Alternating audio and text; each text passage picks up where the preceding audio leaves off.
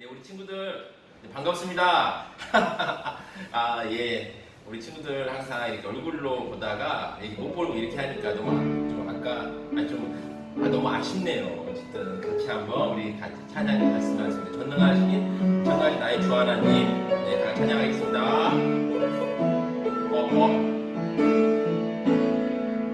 전능하신 나의 주 하나님을 능치 못하실 일 전혀 없네. 우리의 모든 간구도 우리의 모든 생각도 우리의 모든 꿈과 모든 소망도 신실하신 나의 주 하나님은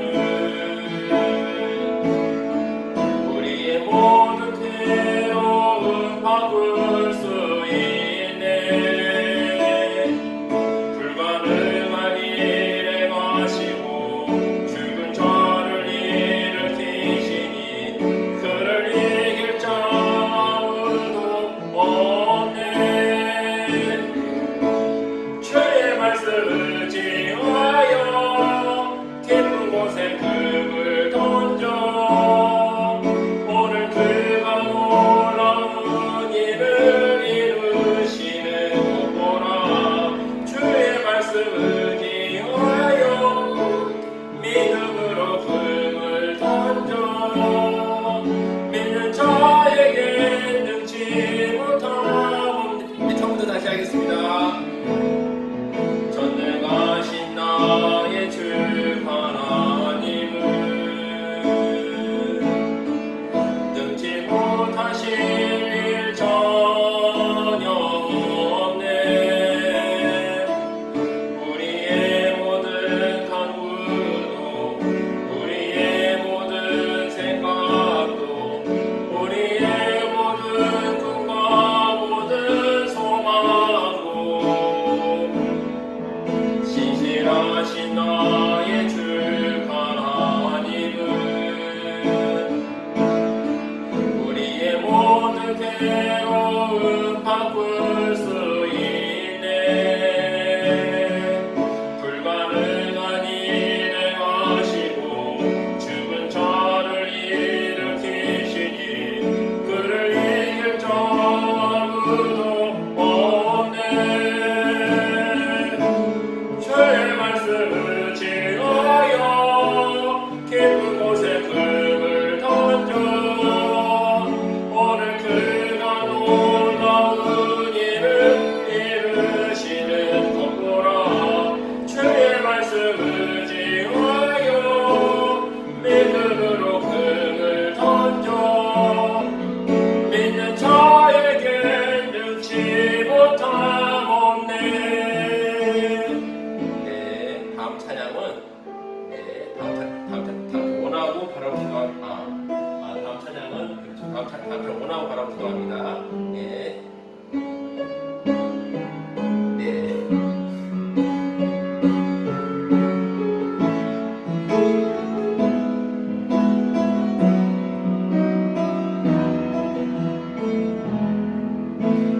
이 세상을 살아가는 동안에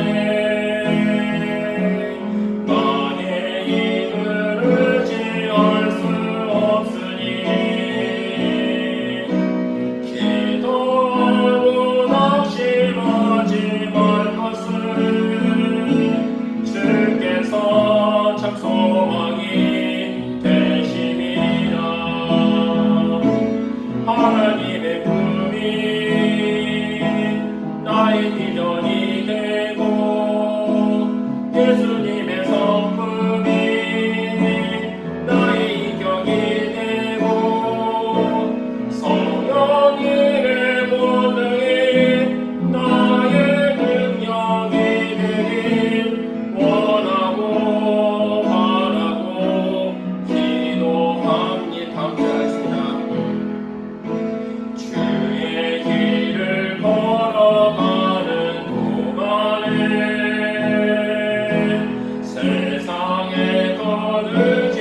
할 수 없으니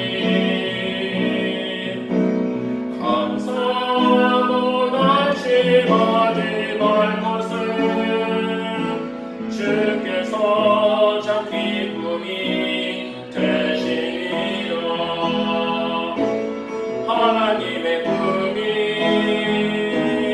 나의 비전이 되고 예수님의 성품이 나의 인격이 되고 성령님의 권능이 나의 능력이 되길 원하고 바라고 기도. 하나님의 꿈이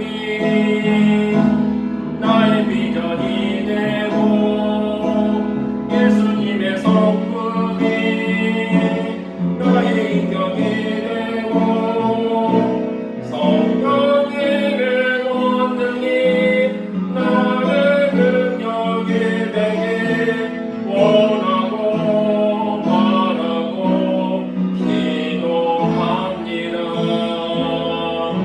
네, 우리 지금 영상으로 지금 보고 있을 텐데요. 잠깐 일어서서 우리 천천히 한번 우리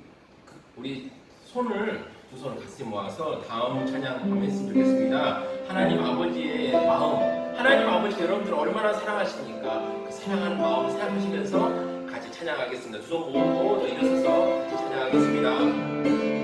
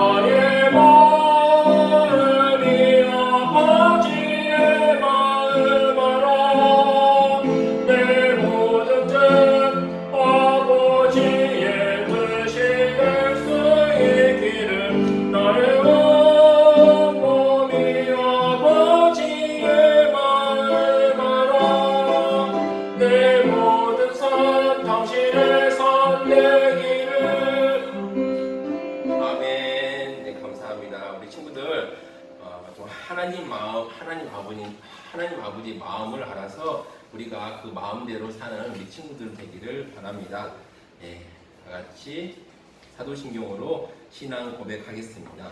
전능하사 천지를 만드신 하나님 아버지를 내가 믿사오며 그 외아들 우리 주 예수 그리스도를 믿사오니 이는 성령으로 잉태하사 동정녀 마리아에게 나시고 본디오 빌라도에게 고난을 받으사 십자가에 못 박혀 죽으시고 장사한 지 사흘 만에 죽은 자 가운데서 다시 살아나시며 하늘에 오르사 전능하신 하나님 우편에 앉아 계시다가 저리로서 산 자와 죽은 자를 심판하러 오시리라. 성령을 믿사오며 거룩한 공예와 성도가 서로 교통하는 것과 죄를 사하여 주시는 것과 몸이 다시 사는 것과 영원히 사는 것을 믿사옵나이다. 아멘. 다 같이 앉아주시기 바랍니다.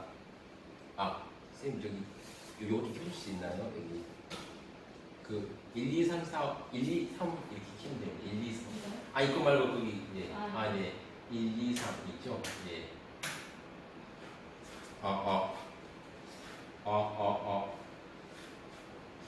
네. 좀 소리가 들리는지 모르겠는데요. 자, 지난 거에서. 그리고 이제 다음으로는, 우리 기도를 지종원 학생이 해주는데, 지종원 학생 오늘 나오지 못하고, 지종원 학생이 쓴 기도문을 제가 대신 대독하면서 같이 기도하도록 하겠습니다. 사랑의 하나님 감사합니다. 나라가 혼란한 가운데 우리들을 지켜주시고 우리 고등부의 예배를 허락해 주셔서 감사합니다. 우리 고등부가 드리는 예배를 기쁘게 들어주소서. 하나님 지난 한 주간 동안 우리가 지은 죄를 아버지께 고백합니다. 회개로 말미암아 하나님께 다시 돌아가는 고등부가 되게 해 주시옵소서. 또한 하나님 우리가 사는 대한민국이 혼란한 상황의 가운데 있습니다. 하나님께서 이것을 아시고 우리가 드리는 기도를 들어주시고 이루어 주소서. 하나님 오늘은 코로나로 인하여 온라인으로 예배를 드립니다. 하나님 현재 코로나로 인해 고통받는 많은 사람들을 하나님께서 하시고 그들을 위해 기도하는 우리를 아시고 지금 우리가 드리는 기도를 들어주소서. 교회에 모여있지 않아도 우리 고등부를 비롯한 각각 부서에 속한 한 사람 한 사람마다 하나님의 자녀인 것을 잊지 않고 마음속에 하나님만 생각하며 살아가기를 원합니다. 우리 교회가 형식적인 예배만 추구하는 것이 아닌 거룩한 마음을 지니고 하나님 앞으로 나아가는 예배를 추구하는 성광교회가 될 수 있도록 도와주소서. 또 강도사님께서 말씀 전해주실 때 강도사님께서 하시는 말씀 우리가 잘 듣고 돌아오는 한 주간 마음속에 간직하고 실천할 수 있도록 해주소서. 돌아오는 한 주간 하나님 우리들을 죄에 빠지지 않도록 붙들어 주시고 하나님의 길로 이끌어 주실 것을 간절히 믿사옵나이다. 이 모든 말씀 예수님 이름 받들어 기도드리옵나이다. 아멘. 근데 오늘 보신 하나님의 말씀은 출애굽기 31장 2절에서 5절까지입니다. 출애굽기 31장 2절에서 5절까지 말씀입니다. 출애굽기 31장 2절에서 5절까지 말씀입니다. 다 같이 합독하도록 하겠습니다. 네. 제가 잘못 썼네요. 네. 출애굽기 31장 2절에서 5절까지 말씀. 다 같이 읽겠습니다. 내가 유다 지파 후리의 손자요 우리의 아들인 부살레를 지명하여 부르고 하나님의 영을 그에게 충만하게 하여 지혜와 총명과 지식과 여러 가지 재주로 정교한 일을 연구하여 금과 은과 노수로 만들게 하며 보석을 깎아 물리며 여러 가지 기술로 나무를 새겨 만들게 하리라. 아멘. 네, 우리 친구들 말씀 선포하기 전에 하는 거 있죠? 기억나시죠? 예. 제가 먼저 하겠습니다. 주 안에서 국께서는 최강 고등부인데 주 안에서 국께서는 최강 고등부 한번 하겠습니다. 주 안에서 국께서는 최강 고등부. 네, 우리 친구들 여러분들이 주 안에서 국께서면 여러분들은 최강 고등부가 될 수 있습니다. 예, 걱정하지 마시고 하루하루 힘차게 하나님 은혜 가운데서 살아가시기를 간절히 바랍니다. 자, 오늘 말씀 제목은 하나님의 지혜로 세우는 세상입니다.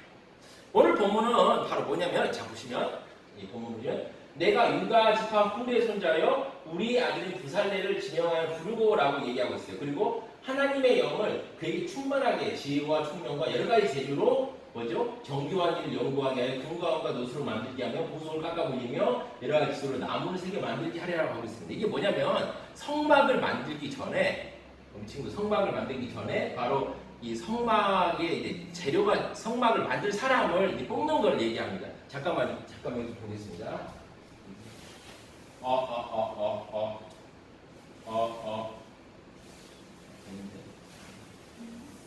네. 소리가 지금 제대로 안 들리나요? 소리가 안 들리네요. 이상하게. 어쨌든 네. 예, 괜찮습니다. 예, 괜찮습니다. 예. 네. 자, 여러분, 자, 성막을 만들 사람 지금 여러분, 성막이라는 게 어떤 것일까요? 자, 지금 그림 보시면 알겠지만 이게 아주 복잡한 것입니다. 복잡하죠. 번제나 물두멍, 성소, 지성소, 우떡게 막 있고요. 이게 이렇게 복잡합니다. 자, 이렇게 복잡한데, 이렇게 복잡한 것인데, 자, 이걸 이제 바로 하나님이 지은 사람을 택해서 만들고 있죠. 여러분, 하나님께 사람이 뭘 만드는 걸 좋아합니까? 여러분들이 이렇게 생각할 거예요. 바벨탑 만드는 것도 싫어했지, 뭐 만들지, 하나님은 사람이 뭐 만드는 걸 싫어하는가 보다 라고 생각할 수 있습니다. 하지만 그렇지 않지요. 바로 성막을 만들 때 하나님께 사람을 쓰셨던 것입니다. 자, 그런데 성막을 만드는데 이 성막이 얼마나 정교합니까? 여러분 하나 보세요. 이 물두멍 하나, 번제단 하나, 이 번제단이 말이죠, 여러분. 그냥 지어진 게 아니라 나무로 만들어진 거예요, 여러분. 나무로 만들어진 거예요. 그 나무로 만드는데 거기다가 놋을 잘 입혀요. 놋을 입힙니다. 놋을 탁 껍데기를 입힌 다음에 딱 나무를 세웁니다. 그리고 거기다가 번제를 드려야 돼요. 근데 여러분, 번제를 한 번 드립니까, 여러분? 두 번 드립니까? 세 번 드립니까? 10번 드립니까? 100번 드립니까, 여러분? 아니죠. 10,000번, 20,000번 드리지 않습니까? 제가 목이 말라서 한 잔 마셨습니다. 자, 얼마나 이거 정교하게 만들어야 됩니까? 저거 하루 이틀 쓸 거 아니잖아요, 여러분. 이거 한번 만들어서 40년, 50년, 60년, 100년 써야 되는 거잖아요, 여러분. 얼마나 제대로 만들어야 되겠습니까, 여러분? 그렇죠. 어렵습니다. 근데 하나님께서 누구를 세웠냐면 2절에 부살레라는 사람 지명하였어요. 그리고 6절에는 누구를 세웠죠? 아히사막의 아들 오리압을 세웠습니다. 여러분, 그러니까 사람을 세우고 하나님께서 어떻게 하십니까? 그냥 가만히 두셨나요? 그렇지 않죠. 뭐라 했습니까? 보면 자, 하나님의 영을 충만하게 부어주셔서 이를 세웠습니다. 그러니까 하나님의 영을 충만하게 부어줘서 이 두 사람을 세웠던 것입니다. 근데 여러분, 잠깐 여러분 보십시오. 이 두 사람이 어떤 사람들이었을까요? 과거에 어떤 일을 하던 사람들이었을까요?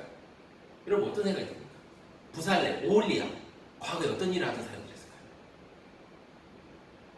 자, 애굽에서 이 사람들 뭘 했죠? 종노릇을 했습니다. 종노릇은 뭐죠? 바로 노예생활. 그럼 노예생활은 뭐랍니까? 바로 도시를 만드는데 여러분들 이스라엘 백성들이 일했던 것이죠. 도시를 만들기 위해서 도시를 만들기 일했죠. 그럼 도시를 만든다면 어떻습니까, 여러분? 과거에 이집트나 이런 도시들은 어떻습니까? 도시를 건설할 때 뭐가 필요했죠? 뭔가 수호신이 필요하지 않겠어요, 여러분? 이 마을 어디 가면 여러분, 시골 마을 어디가 뭐가 있죠? 장승이 딱 서있지 않습니까? 뭐 천하대장군, 지하대장군 딱 서있지 않습니까? 어촌 마을 어귀에 있는 진토백이 서있지 않습니까, 여러분? 예? 누가 그런 노래 불러가지고 정말 유명해졌는데, 하여튼 어쨌든 이 어촌 마을 어귀에 진토백이 서있듯이 이렇게 도시에는 우상들이 설 수밖에 없는 거예요. 그렇죠. 집을 지키는 신, 그리고 뭐 바람을 막아주는 신, 막 이런 걸 우상을 만들 수밖에 없는데 이 우상 만들려면 누가 만들어야 되나요? 이스라엘 백성 중에 손재주가 좋은 사람이 만들어야겠죠? 그럼 누구였을까요? 부살렐 아니겠어요? 부살렐. 오늘 이 성막을 짓는 부살렐이 이걸 만들었지 않겠습니까, 여러분? 제가 이제 직접 가본 건 아닌데 오사카 성에 한번 간 사람들의 이야기를 들은 적이 있는데 이 오사카 성이 딱 들어가면 여러분 우상이 그렇게 많대요. 우상 뭐 표식 이런 게 많대요.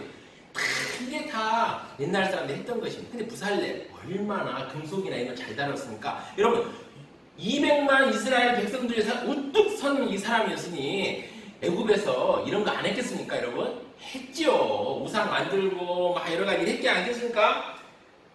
더군다나 여러분 정근대적인 사회는 어떻습니까, 여러분?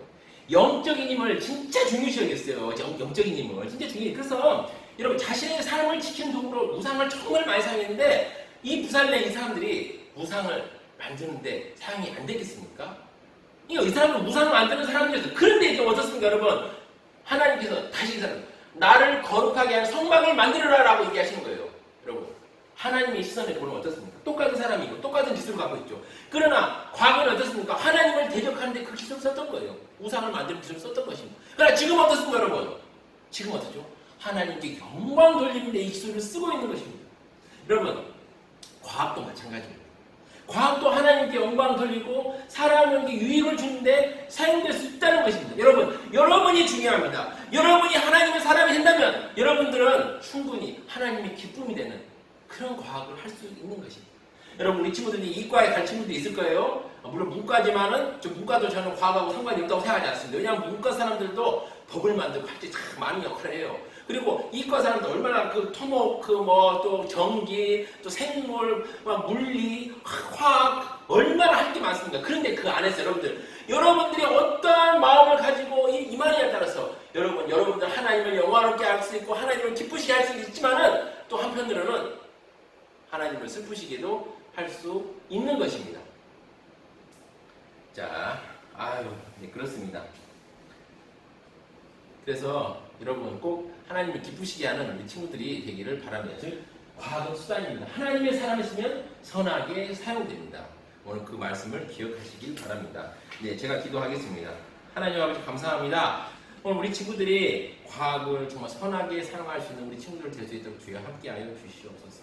은혜를 베풀어 주시옵소서. 끝까지 정말 아버지요 하나님 은혜 가운데서 아버지요 하나님의 지혜로 정말 우리 친구들이 세상을 세워갈 수 있도록 주님 함께하여 주시옵소서. 이 모든 말씀 예수님 이름 받들어 기도합니다. 아멘. 네, 다 같이 주기도문 하시겠습니다. 하늘에 계신 우리 아버지여, 이름이 거룩히 여김을 받으시오며 나라의 마옵시며 뜻이 하늘에서 이루어진 것 같이 땅에서도 이루어지이다. 오늘날 우리에게 명한 양식을 주옵시고 우리가 우리에게 죄 지은 자를 사하여 준 것 같이 우리 죄를 사하여 주옵시고 우리를 시험에 들게 하지 마옵시고 다만 악에서 구하옵소서. 대개 나라와 권세와 영광이 아버지께 영원히 있사옵나이다. 아멘. 네, 다음은 교회 소식입니다. 교회 소식은 코로나19가 빨리 종식되도록 우리 다 같이 기도했으면 합니다. 기도하십시오. 그리고 우리 고등부 친구들은 제가 큐티 계속 올리고 있고요. 가정예배 순서지는 제가 학생 톡방에 여러분들 PDF 파일로 제가 이렇게 올려드릴 테니까요. 보시고 하시면 되고요. 이렇게 하면 됩니다, 여러분. 그리고 여러분들 지금 당분간 한 2주 내지 3주 동안은 우리가 비대면 예배를 드려요. 그러니까 저희가 아마 시간을 제가 공지하고 이렇게 올렸으니까 같이 보면서 하면 되고요. 출석 사항은 톡방에 있고 내가 봤습니다, 안 봤습니다 한마디 꼭 남겨주세요. 네, 알겠죠? 예, 그러면 출석으로 인정하도록 하겠습니다. 자, 다음 강의입니다. 이제 강의로 들어가겠습니다. 자, 오늘은 이제 보면 바로 기독교 세계관과 과학의 세 번째 시간입니다. 자, 3강도죠. 현대과학과 신앙이라는 제목인데요. 자, 현대과학과 신앙이라는 제목으로 하나님 말씀 강의를 진행하도록 하겠습니다. 먼저 이제 첫 번째가 뭐냐면은 바로 유전자 조작입니다. 유전자 조작이 뭘까요, 여러분들? 유전자 조작. 유전자를 이렇게 조작하는 거죠. 조작하는 겁니다. 자, 예. 네, 우리 친구들. 네. 이 사람은 누굴까요? 혹시 아십니까? 혹시 선생님 아십니까? 네? 이 사람. 몰라요. 멘델 아시죠? 멘델? 아. 멘델입니다. 멘델. 그러니까 말하자면은 그러니까 이 유전학이 처음 시작, 유전학의 처음 시작가 바로 멘델이죠. 바로 예, 멘델이 이 사람이 바로 그러니까 뭐냐면은 그러니까 한 종에 있는 생물이 그 종의 고유 특성을 이용하면 내려간다라고 얘기하는 그 유전학, 바로 유전자를 처음으로 바로 생각하게 된 게 바로 이 멘델부터 시작된 것입니다. 그리고 이 1900년대에 바로 이 멘델의 유전 실험이 다시 재평가를 받게 되면서 뭐냐면은 바로 이제 뭐죠? 바로 유전자라는 게 있을 것이다라고 생각하게 되었던 것입니다. 그러니까 이제 보면 바로 오늘날의 유전자에 해당하는 요소가 형질이 바로 요소가 형질의 유전에 관여한다라고 이야기를 하고 있는 것입니다. 이게 바로 이제 멘델인데 이 멘델이 사실은 약간 진화론하고 약간 대립이 돼 있어요. 그게 뭐냐면 부모에게 없는 형질은 자손에게 나타나지 않는다는 이 멘델의 법칙과 바로 종의지원의 다인의 이 주장과는 대립이 있었던 거죠. 자, 어쨌든 이렇게 유전학이 시작이 됩니다. 유전학이 시작이 되고 그다음에 이 유전학이 이제 발전을 하면서 이게 뭐냐면은 바로 20세기 큰 사건에 1953년에 어떤 일이 뭐냐면은 이중 나선 구조가 발견돼요. 그러니까 이중 나선 구조가 발견됩니다. 말하자면은 바로 이제 누구냐면은 그 미국인 왓슨과 영국인 지도자 크릭에 의해서 생물 설계도의 기본이 되는 분자구 이렇게 막 되는 게 있지 않습니까? 이게 이중 나선 구조가 발견되게 되었던 것입니다. 그렇게 되어서 이제 바로 이 DNA가 이제 시작이 되는 거죠. 자, 이렇게 이제 생명공학이 시작이 됩니다. 그래서 생명공학이 이제 발달하게 되는데요. 이제 이 생명공학이 이제 이러한 유전학의 그 성과에서 발전하게 되는데 이때 바로 여러 가지가 이제 발전하게 됩니다. 그래서 이제 이 생명공학이 이제 많은 유익을 주는데요. 말하자면 대규모 화학 공정이 아주 효소와 미생물을 이용해서 간단한 생산 방식으로 바뀔 수 있고요. 또 여러 질병 치료에 도움을 주기도 합니다. 또 우리나라에서 여러 가지 이제 그 좋은 연구들이 많이 이루어지고 있습니다. 생명공학이라는 것은 뭐냐면 첫 번째는 뭐냐면 보시면 여러분들 보시면 여기다가 여기 보시면은 우리 고등부 여기 보시면 14페이지죠. 14페이지 이렇게 여기 위에다가 좀 약간 이렇게 적으시면 되겠어요. 이런 건요. 뭐냐면 여러 가지가 있는데 뭐냐면 산물을 첫 번째 뭐냐 생명공학이라는 건 산물을 생산하거나 변형하기 위해서 변형하는 그런 거예요. 변형하기 위해서 또 하는 거고, 두 번째는 뭐냐면 동식물을 개량하기 위해서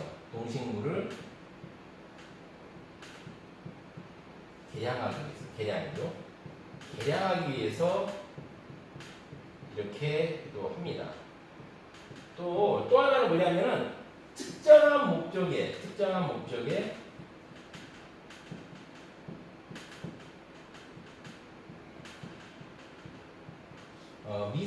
미생물을 개발하기 위해서 미생물을 개발하기 위해서 또 이런 작업을 합니다. 미생물을 개발하기 위해서 노력하는 이런 바로 기술이 바로 생명공학인 거죠. 이 세 가지 종류가 있으니까 어떤 산물을 생산하기 하거나 변형, 그리고 동식물을 개량하기 위하여, 그 다음에 특정한 목적의 미생물을 개발하는 것이 이제 바로 생명공학이고요. 이제 생명공학에서 일종으로 나타나게 된 게 바로 유전자 조작이라는 게 됩니다. 오늘 우리가 배울 바로 유전자 조작인데요. 이 유전자 조작에 대해서 이제 보면 이런 것을 이제 이런 바로 유전자 공학인데 이게 여러 가지 방법이 있어요. 근데 세 가지 방법이 바로 유전자 공학이 나옵니다. 뭐냐면은 핵심 기술이 이제 세 가지가 있는데 첫 번째는 뭐냐면 이것도 한번 적어주시면 좋아요, 여러분. 유전자 재조합 기술을 합니다. 유전자를 바로 재조합합니다.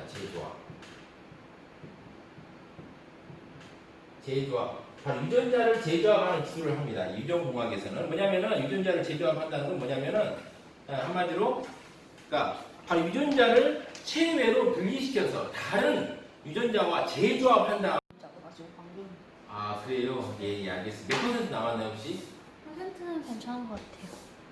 아 네, 괜찮아요. 예 괜찮습니까? 예 알겠습니다. 자 이런 거. 두 번째는 세포 융합 기술이 있어요. 세포 융합 기술이 있습니다. 이게 뭐냐면은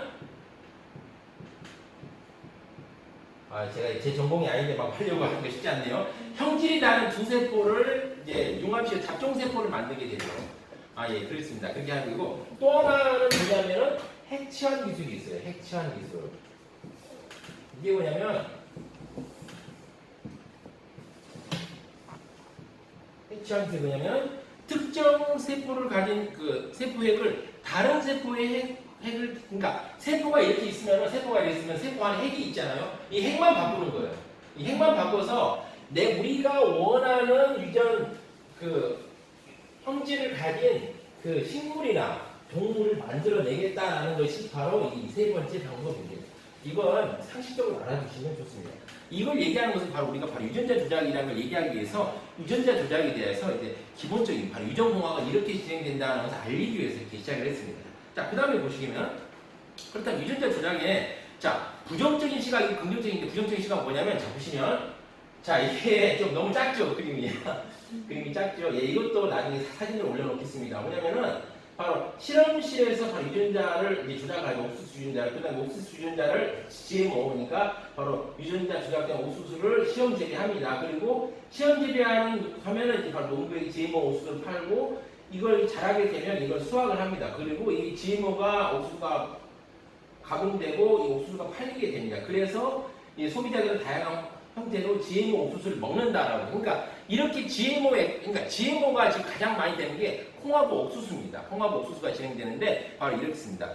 이렇게 이제 보는데 이게 보시면 이 GMO가 안전한가라고 보시면은 세계가 깜짝 놀란 GMO의 위험성이 아니고 90일 지났는데 거뜬한데 2년이 지나니까 얘가 병이 들었다 얘기하고 있고요. 또 GMO보다 더 위험한 글리포세이트라는 게 이게 뭐냐면 이게 이제 제초제입니다. 제초제인데 이 제초제를 뿌리게 되면은 이 토마토가 갑자기 이제 이상하게 변해서 이제 사람들을 해친다는 얘기고요. 그리고 이 GMO 때문에 허가받지 않는 불량 GMO를 먹을 수도 있어요. 그러니까 말하자면은 허가받은 GMO가 있는데 GMO가 그러니까 허가받지 않는 이것이 생길 수 있다는 거죠. 여러 가지 자연의 여러 가지 환경 때문에. 그래서 문제가 될 수 있다라고 이야기를 하고 있습니다. 그런데 여기서 이제 반론도 있어요. 뭐냐면 첫 번째는 일단 GMO 식물을 받기 위해서는 뭘 해야 되냐면은 여러분 이게 허가를 받기 위해 서류가 엄청나게 필요한 거예요.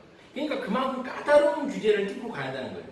또한 사람들은 육종과 GMO가 다르다고 얘기해요. 그 육종이라는 게 뭐냐면은 그러니까 육종이라는 게 뭐냐면 그 뭐죠? 그러니까 이 생식세포를 통해서 그러니까 성의 결합을 통해서 이 새로운 걸 만드는 게 바로 육종이거든요. 근데 육종은 사실은 바로 유전자 조작이 일종이에요. 그래서 육종을 통해서 우리가 뭐 방울토마토 만들지. 근데 자 토마토 이렇게 크지 않습니까? 근데 그게 작은 것이 열었어요. 그러면은 이 작은 것을 계속 발전시키기 위해서 계속 이렇게 교배를 시킵니다. 그래서 결국은 작은 걸 만드는. 그래서 우리가 방울토마토를 먹지 않습니까? 그걸 육종이라는데 부정적인 시각에서 보는 사람은 육종은 안전하지만 GMO는 불안하다고 얘기해요. 그런데 실제로 우리가 보면 깜짝 놀라서 이게 바로 뭐냐면 고구마입니다. 근데 고구마가 대표적으로 자연적인 GMO가 일어났어요. 무슨 얘기냐면은 바로 보시면 이 바이러스 외래 유전자가 갑자기 고구마에 침투를 했어요. 그래서 고구마 안에서 새로운 유전자 변이를 일으켰던 것입니다. 그래서 이게 고구마가 우리가 먹을 수 있는 고구마가 나오게 최근에 유전자 검사를 통해서 밝혀진 사실이에요. 그러니까 원래 고구마를 우리가 먹을 수 없는 바로 식물이었는데 이게 바로 바이러스가 침투돼서 바로 이렇게 되었기 때문에 이렇게 유전자 바로 GMO가 돼서 되었다라고 얘기합니다. 그러니까 원래 고구마는 먹을 수 없는 식물이었는데 자연적으로 유전자 조작이 일어나서 그 유전자가 변형이 됨으로써 우리가 먹을 수 있는 이런 고구마가 되었던 것입니다. 또한 보면 자 보시면 자 이게 바로 옥수수예요. 여러분 옥수수 아시죠? 옥수수가 어떻게 변화되는지 볼까요? 자 옥수수 처음에는 어땠죠? 이게 원래는 조그만했어요. 근데 이게 멕시코에서 마야 사람들이 살면서 조금씩 변형시킨 겁니다. 이렇게 막 먹으면서 이제 안 되니까 이제 뭘 좀 더 하고 키우고 하다 보니까 이게 점점 커졌어요. 커지다가 이제 여기서 커지다가 이게 유럽으로 이제 소개될 때 이 정도 커졌죠. 그러다가 지금에는 이렇게 커지게 된 것입니다. 그럼 참 놀랍죠. 그렇습니다. 참 놀랍습니다.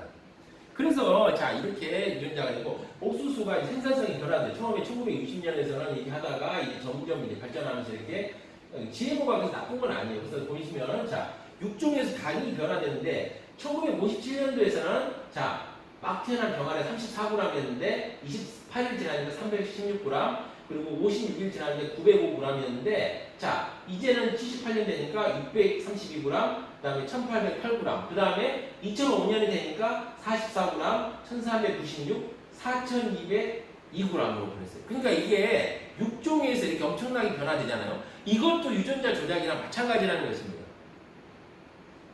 자, 이렇게 유전자 조작은 농산물에만 있는 거 아니에요. 농산물 말고 바로 여러 가지 계시죠. 자, 그리고 또 하나는 뭐냐면 유전자 조작에 있어서 가장 아주 위험한 사례가 어떤 세라리니 실험 결과가 있어요. 세라리니라는 실험인데 아까 말한 보시면 여기서 말한 2년에 걸친까지 병이 났다라고 얘기를 하는데 이걸 이제 보고 바로 많은 환경단체나 사람들은 뭐라 했냐면 유전자 조작이 위험하다고 이야기합니다. 그런데 또 찬성론자들은 또 이렇게 얘기해요. 뭐냐면은 이 유명한 논문이 결국은 철회되었다라고 학회지에서 더 이상 과학 실험으로 인정받을 수 없어서 철회되었다라고 얘기하고 있어요.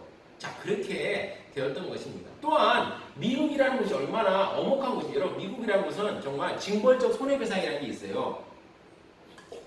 조금만 잘못해도 엄청난 벌을 받죠. 그래서 뭐 커피 하나 엎드려줘도 엄청난 천문학적인 배상을 받을 수 있는 거예요. 그런데 그 미국에서 바로 유전자 조작의 식물들이 인정을 받고 있다는 사실입니다. 그리고 우리나라도 보시면은 이렇게 유전자 조작에 관련된 근데 우동의 2차, 3차, 4차 원료가 자세하게 표시되어 있어서 지금 유전자 조작이 되고 있는 그 재료를 쓰고 있는지 아닌지 알 수가 있어요. 자, 그리고 나서 이제 또 하나 말씀드리고 싶은 건 뭐냐면 바로 GMO를 지지하는 노벨상 수상자 131명이 또 서명을 하고 있습니다. 그러니까 GMO가 나쁜 건 아니에요. 근데 좋은 건 좋은 점도 있고 안 좋은 점, 위험한 점도 있습니다. 하지만 우리가 조심해야 되는 거죠. 또한 이게 문제가 뭐냐면 바로 이 유전자 조작으로 인간의 병을 치료할 수 있는 일이 일어나고요. 또한 바로 유전자 조작을 통해서 우리가 이제 새로운 형질의 사람이 태어나는 것입니다. 예를 들어 보겠습니다. 이제 보시면 이제 그림을 보시면 나오죠. 이게 바로 유전자 조작을 통해서 뭐죠? 농산물 생산이죠. 먹을 것이 풍성함이 나오죠. 또 하나는 뭐죠? 유전자 조작을 통한 뭐죠? 질병 퇴치라고 질병 퇴치죠. 질병 퇴치 나옵니다. 여러분 이게 보면 유전병을 안고 사는 사람 어떻습니까? 그 유전자 하나만 잘못됐어요. 근데 그것만 빼내면 병이 사라져버립니다. 얼마나 놀랍습니까? 그러니까 보면 사람의 병은 대부분 유전자의 돌연변이에 기인합니다. 돌연변이. 그리고 대부분의 유전자는 한 개의 잘못된 유전자로부터 기인합니다. 그런데 바로 이 잘못된 유전자와 정상 유전자를 바로 바꿈으로써 치료가 가능하게 되는 것입니다. 그래서 이제 보시면 이제 보면은 이제 여러 가지가 있죠. 그래서 이제 유전자 치료가 있는데 이 치료의 방법이 두 가지가 있어요. 뭐냐면은 이게 진짜 전문 용어입니다. 이렇게 엑스 비보가 있고요. 그 다음에 인 비보가 있어요. 엑스 비보가 있고 인 비보가 있는데 엑스 비보가 인 비보가 있는데 엑스 비보란 뭐냐면은 그러니까 몸으로부터 결함 있는 유전자를 분리를 합니다. 분리를 하고 그 다음에 정상적인 유전자를 배양한 다음에 주입해서 증식시키는 방법이에요. 증식시키. 그러니까 말하자면은, 그러니까 특정 표적 세포가 있는데 그 세포에 바로 유전자를 교체시켜줌으로써 병을 치료하는 방식입니다. 근데 이게 좀 시간이 많이 걸리는 단점이고요. 두 번째는 인비보는 뭐냐면 바이러스 벡터라는 걸 통해서 바로 체내에 바로 유전자를 주입하는 방식입니다. 이걸 통해서 바로 이제 유전병을 치유하는 방식이죠. 자, 이런 방식을 통해서 지금 보면은 유전자 조작들이 이루어지고 있는 거예요. 그런데 이제 문제가 뭐냐면 유전자 조작이라는 문제가 뭐냐면 유전자를 조작함으로써 사람이 바로 좋은 유전자와 나쁜 유전자를 가진 사람들이 생기게 된다는 거죠. 우리 영화에도 나오잖아요. 그러니까 유전자 정보를 알고 있는 사람이 있다면 어떻습니까? 어떤 사람은 어떻습니까? 이게 암이 더 발현이 되겠다. 그러면 어떻게 되죠? 보험에 가입이 안 될 때가 있잖아요. 자, 그런 경우에 문제가 생기는 것입니다. 그래서 이제 생명보험의 원래 목적은 뭐죠? 인간의 행복과 안녕을 목표로 했는데 그게 크게 왜곡되게 되는 것입니다. 자, 우리 14페이지 한번 볼까요?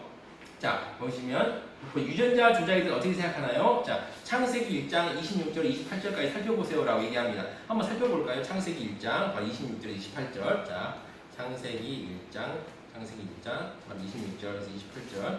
네. 제가 한번 읽어볼게요. 하나님이 이르시되 우리 형상을 따라 우리의 모양대로 우리가 사람을 만들고 그들로 바다의 물고기와 하늘의 새와 가축과 온 땅과 땅에 기는 모든 것을 다스리게 하자 하시고 하나님이 자기 형상 곧 하나님의 형상대로 사람을 창조하시되 남자와 여자를 창조하시고 하나님이 그들에게 복을 주시며 하나님이 그들에게 이르시되 생육하고 번성하여 땅에 충만하라 땅을 정복하라 바다의 물고기와 하늘의 새와 땅에 움직이는 모든 생물을 다스리라 하시니라 라고 이야기하고 있습니다. 뭐죠? 바로 문화명령이죠. 하나님께서 우리에게 문화명령을 주셨습니다. 그래서 어떻습니까? 인간과 다른 피조물을 구분하는 기준은 뭐죠? 인간은 하나님으로부터 여기 나와 있잖아요. 다른 피조물을 관리하도록 위임받은 존재입니다. 바로 위임받은 존재죠. 자, 위임받은 존재인데 인간은 자 하나님이 창조하실 때 이 세상을 다스려라 라고 위임을 받았어요. 그러니까 하나님께서 이 세상을 우리에게 맡겨주신 겁니다. 맡겨주셨는데 여러분 많이 좀 지루하고 힘들죠. 예, 하여튼 너무 그렇게 하지 마시고요. 자, 편안하게 자 하나님께서 우리한테 위임 이 세상을 맡겼어요. 너 알아서 해. 네가 너한테 조건을 위임한다라고 얘기하십니다. 이렇게 얘기하는데 얼마나 영광스럽습니까? 그래서 하나님께서는 이제 우리에게 인간에게 그러한 놀라운 권한을 주셨어요. 그래서 이제 두 번째 봅시다. 인간이, 자, 그 다음 두 번째 문제예요. 자, 인간이 할 수 있는 일과 할 수 없는 일은 무엇일까요? 나오는데 뭐라죠? 인간이 할 수 있는 일은 피조물을 관리하는 일이고 할 수 없는 일은 피조물을 창조하는 것입니다라고. 자, 하나님께서 이 땅을 우리 만들어주셨어요. 만들어주셔서 우리가 이걸 잘 관리해야죠. 잘 관리하고 또 이제 해야 되는데 어떻습니까? 이걸 가지고 우리가 우리 마음대로 막 생명체를 막 만들어내고 막 이렇게 우리 멋대로 막 하면 되겠습니까? 아니죠. 잘 관리해야 되지 않겠습니까, 여러분? 그렇죠. 예, 우리 친구들 어떻습니까?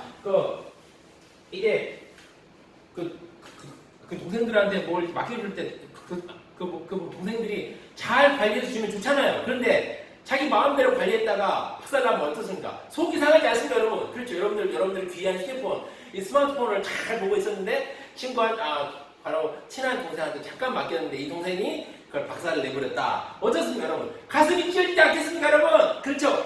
그렇습니다. 그러니까 하나님 마음도 그렇다는 것입니다. 자, 그 다음 문제 보겠습니다.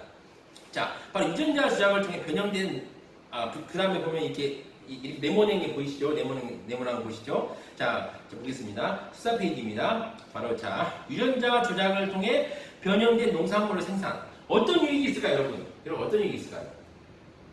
첫 번째 뭐죠? 식량난이 해결되죠. 질 좋은 식품이 여러분 보죠. 처음에 나온 옥수수 어땠죠? 안 좋았잖아요. 근데 이게 나오면서 옥수수가 커지잖아요. 그럼 얼마나 좋은 식량을 먹을 수 있고 그리고 배고픔이 해결되겠죠, 여러분. 그렇죠? 또 하나 있었습니다. 근데 이 직전 부작용이 뭐 있죠? 바로 식품의 안정성 문제죠. 그리고 생태계가 혼란이 될 수 있습니다. 특정한 종만 살아남을 수 있어요. 또한 두 번째로 유전자 조작을 통한 질병 퇴치 연구죠. 이게 뭐냐면 여기서 어떤 얻을 수 있는 그런 훌륭한 유익이 있죠. 다운 증후 치료, 불치병 치료, 또 질병 치료할 수 있잖아요. 그런데 자 부작용이 뭐가 있을까요? 부자들만의 축복이 될 수 있는 거죠. 많은 생명이 파괴돼요. 왜 많은 생명이 파괴될까요? 자, 어떤 걸 하나 만들기 위해서는 그만큼 많은 게 없어집니다. 유전자 조작을 하고 막 할 때 얼마나 많은 것들이 상한 경우가 있을 수 있어요. 또한 자, 그 다음에 볼까요? 유전자 조작을 통한 후손 양성입니다. 뭐죠? 어떤 후손이죠? 유전자 조작을 통해서 장애를 극복할 수 있고 우수한 후손을 양성할 수 있어요. 그런데 문제가 뭐가 있을까요? 생태계 혼란이죠. 그리고 특정한 종만 살아남고 새로운 인류의 출현. 그 다음에 뭐죠? 후손의 미래의 조건. 후손의 뭐랄까 미래가 좀 이게 그러니까 이제 뭐랄까 이게 조작이 될 수 있는 후손의 미래가 조작이 될 수 있고요. 또 인간의 존엄성 그리고 뭐죠? 열성적인 특징을 가진 그러니까 사람들이 싫어하는 특징이 있잖아요. 근데 뭐 그런 거죠. 뭐 사람들이 싫어하는 그런 나는 이런 특징 갖고 싶지 않다 하는 사람들은 다 없을 거 아니에요. 그렇죠? 뭐 키도 크고 잘생기고 막 머리도 좋고 운동도 잘하는 사람은 살아남고 운동 못하고 이런 사람들은 또 이게 막 또 그렇게 될 거 아니겠어요? 이러한 문제가 생겨난다는 거죠. 자, 그러면 이러한 유익과 유익과 부작용이 있는데 그럼 유전자 조작을 통해서 변형된 농산물을 생각하면 생산사람 성경에서는 이걸 얼마만큼 지지하고 있을까요? 자, 우리 친구들 한번 써보세요. 예, 한번 써보세요. 예, 그리고 유전자 조작을 통한 질병 퇴치 연구 이것도 한번 써보세요. 그리고 세 번째 유전자 조작을 통한 후손 양성 이것도 성경에서 몇 % 지지할까요? 여러분들이 지금까지 성경을 공부한 걸 가지고 한번 써보세요. 제가 1분 시간 드리겠습니다. 한번 써보세요. 예.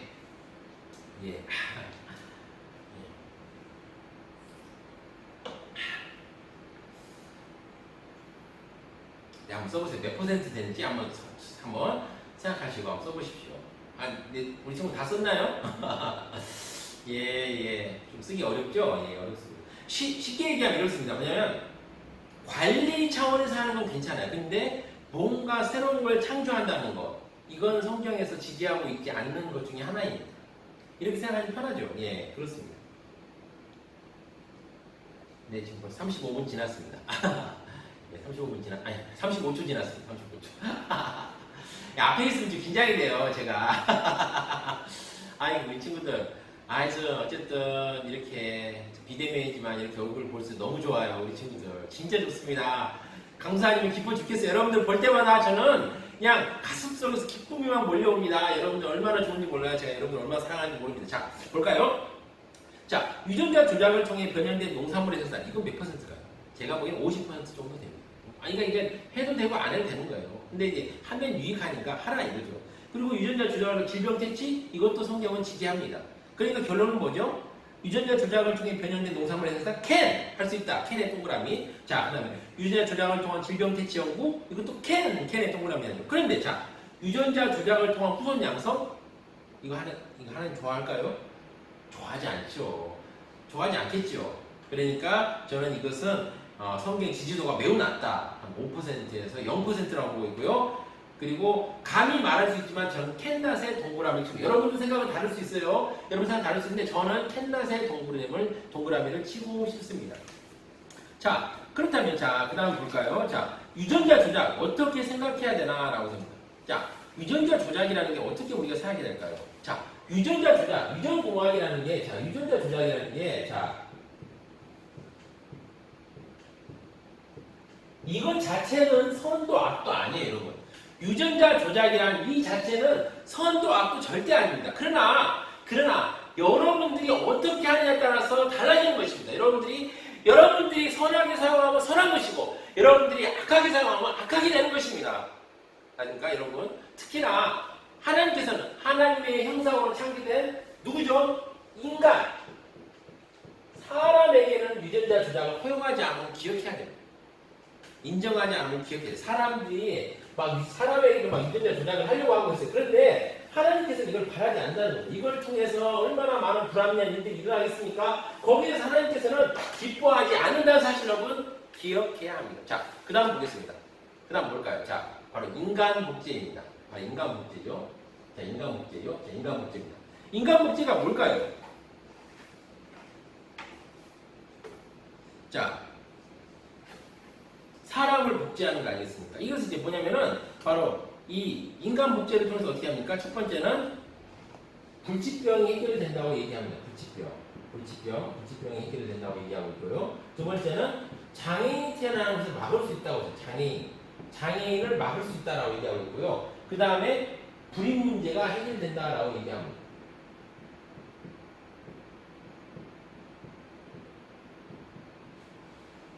네, 불임 문제 해결.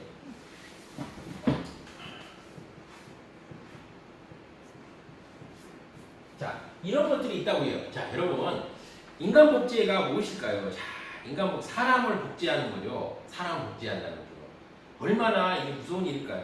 자, 여기에서 영국 역사학자 폴 존슨이라는 사람은 1999년 3월 6일자 더 스펙테이터라는 지가 있어요. 그 스펙테이터라는 그 잡지 거기서 뭐라냐면 이렇게 얘기합니다. 20세기에 걸쳐 우리는 나치주의와 공산주의가 부도덕한 악임을 알고 있었음에도 불구하고 그것을 형성시킨 전체주의적 관념이나 싹을 자르지 못했다. 왜냐하면 도리를 아는 사람들이 제때의 목소리를 높이지 못했기 때문이다. 그렇다면 우리는 곧 거대하게 자라나서 우리를 집어삼킬 신생괴물, 생명공학에 대해서도 똑같은 실수를 반복할 것인가. 그러니까 여러분, 나치주의와 바로 공산주의가 어떻습니까?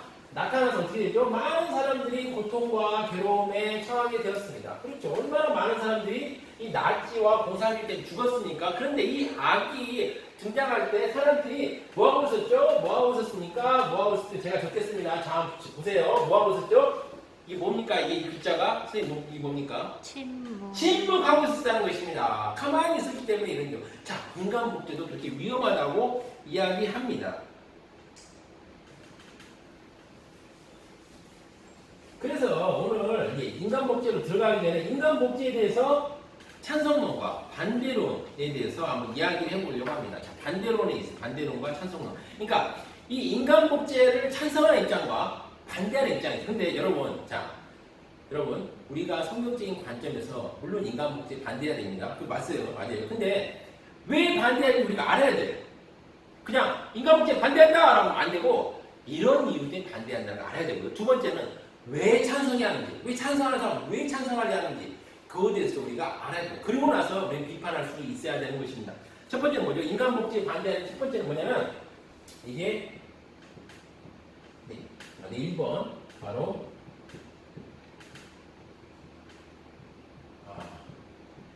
비자연적인 행위라는 것이에요. 네. 첫 번째가 비자연적인 행위라는 것입니다. 선생님 많이 피곤하십니까? 아니요, 괜찮아요. 예. 우리 앞에 우리 박인주 선생님 오셔가지고 같이 하고 있습니다. 아, 선생님이 좀 약간 조시는 것 같은데 아, 제가 안 더 열심히 좋았어요. 하도록 하겠습니다. 안 하자, 화이팅! 됐다! 조금 아니에요. 아닌가요? 네, 예. 첫 번째 뭐냐? 비자연적인 행위라는 거죠. 자, 인간이 벌써 태어날 때부터 남녀가 성관계를 맺고 태어나지 않습니까? 그렇죠. 그런데 이렇지 않고 체세포나 바로 배아 복제를 통해서 비정상적으로 태어난다는 거예요. 그래서 이게 비자연적인 행위니까 반대한다라고 얘기합니다. 두 번째는 그러니까 이게 인간 복제가 문제가 되는 게 이렇게 되면 문제가 되는 게 자, 저의 만약에 체세포나 배아를 세포를 통해서 그 강도사님이 있어요. 강도사님의 체세포나 배아를 통해서 또 다른 강도사님을 만들었다고 했습니다. 그 이제 이 사람 뭐라고 이름 붙여야 될지 모르겠어요. 근데 A1이라고 합시다. 그러니까 자, A1이라는 어떤 생명체가 탄생했어요. 그럼 이 사람은 누굽니까? 제 아들입니까? 아니죠. 제 형제라고 말할 수 있을까요? 형제도 아니에요. 뭐죠? 내 후손인가? 이것도 아니에요. 그러니까 이 가족관계에 어마어마한 악영향을 합니다. 우리가 보면 여러분들 아버지, 어머니, 동생, 친구, 친척 이게 다 내가 어느 자리에 서 있는지 알아야 서로 마음 편하지 않습니까? 그런데 내가 이게 동생인지 형인지 오빠인지 아빠인지 아무도 모른다고 어떻습니까? 얼마나 힘들겠습니까? 이게 비자연적 행위고요. 두 번째는 이 인간 복제에 반대하는 이유 중 하나는 영혼의 부정입니다. 영혼의 부정. 그러니까 우리가 신학적으로 볼 때 뭐냐면은 자, 인간이 처음에 수정을 하고 나왔을 때 우리 신학자들은 뭐라고 하면 이때 영혼이 부여된다고 얘기하고 있어요. 그런데 자, 내 체세포를 통해서 나와 똑같은 개체가 나왔다. 그럼 이 창조물, 이 생명체 안에 바로 영혼이 있겠느냐 이거죠. 이게 문제가 되는 것입니다. 이게 문제가 되는 겁니다. 그 다음 세 번째는 뭐가 있을까요? 자, 이게 중요한 거니까 꼭 한번 적어두세요. 네. 이거 우리 친구도 알아주시면 좋습니다. 이게 뭐를 찬성하거나 비판할 때 이걸 알아야 되지 모르면 아무것도 할 수 없어요. 자, 세 번째는 뭐냐면 인간 생명의 조작입니다. 인간 생명.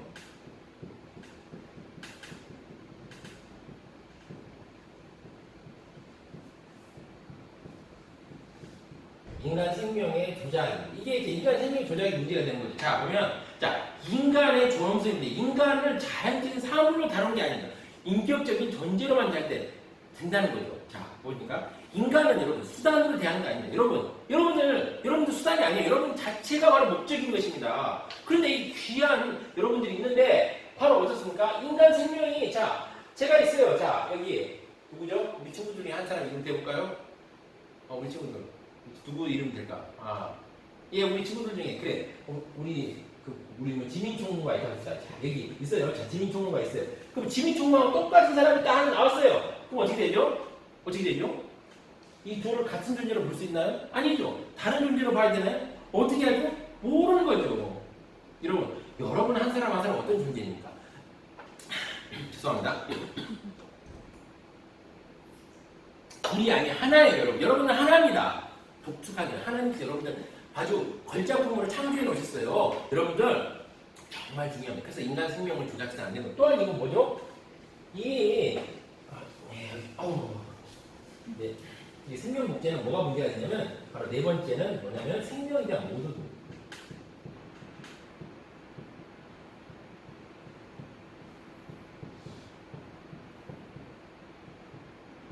이 복제양 분리라고 여러분 들어보시죠. 복제양 돌리. 이 복제양 돌리가 만들어질 때까지 뭐죠? 276개의 개체의 수정란과 여러 배아세포들이 희생을 했어요.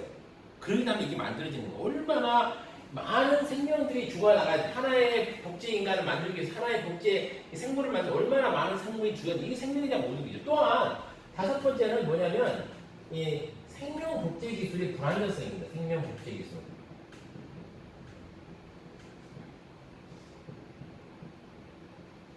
불안전성. 불안전성입니다. 안전하지 않다는 얘기예요.